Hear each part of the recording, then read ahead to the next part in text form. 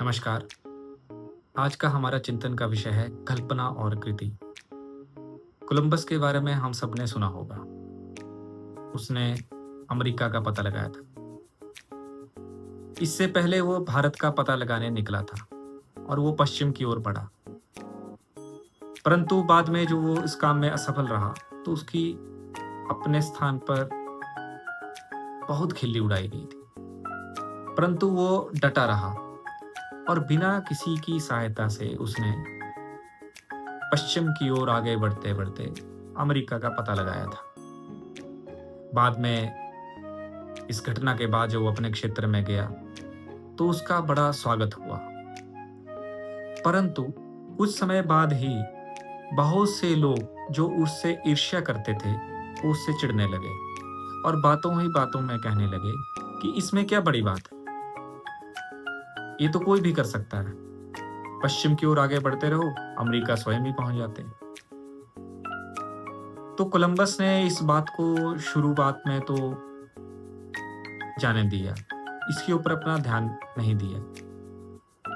परंतु ये चर्चाएं बहुत बढ़ने लग गई और किसी स्थान पर एक कार्यक्रम में उसका जाना हुआ और वहां पर भी उससे ईर्ष्या करने वाले और ऐसी चर्चाओं को आगे बढ़ाने वाले लोग आए हुए थे।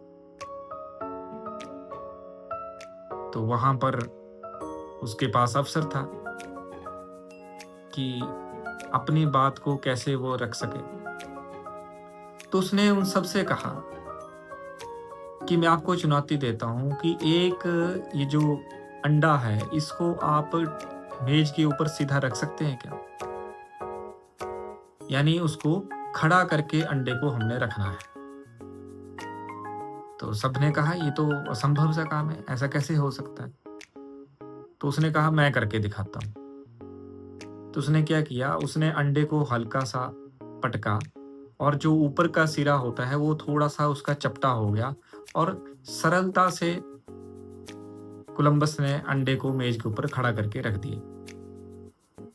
सभी बड़े हैरान हुए, ये तो बड़ा आसान काम था, ये तो किसी ने भी कर लेना था, इसको तो हम भी आसानी से कर सकते थे। तो कोलंबस ने कहा, देखिए, करने को तो किसी भी काम को कोई भी कर सकता है, परंतु केवल चिंतन करना, उसका विचार करना और उसको कृति में लाना, इस बात में बहुत बड़ा अंतर होता है। हम कल्पना तो बहुत सारी बातों की करते हैं, परंतु उसको कृति में ढालना ही कठिन है। और कोलंबस ने उस छोटी सी घटना के माध्यम से जो उससे ईर्ष्या करते थे और ईर्ष्या के कारण जो चर्चा करते थे कि ये तो सरल काम था, पश्चिम की ओर ही आगे बढ़ना था, अमेरिका स्वयं पहुंच जाते, उन सब को एक प्रकार से प्रेरणा दी और शिक्षा दी कि कोई भी काम जो है कल्पना से बाहर निकलकर जब कृति में आएगा, तब वो सिद्ध हो पाएगा। वैसे ही हम सभी लोगों के लिए भी दैनंदिन जो हमारे जिम में जो काम होते हैं, औरों को भी हम काम करते हुए देखते हैं और कई बार ऐसा महसूस करते हैं कि ये काम तो हम भी कर सकते थे, परंतु केवल कल्पनाओं में रखते हुए उसको विचार करेंगे तो नहीं होगा। जब हम उसको कृति में लाएंगे तो वो कार्य सिद्ध होगा। तो कल्पना से कृति की ओर बढ़ने का जो क्रम है, वही महत्वपूर्ण है। नमस्कार।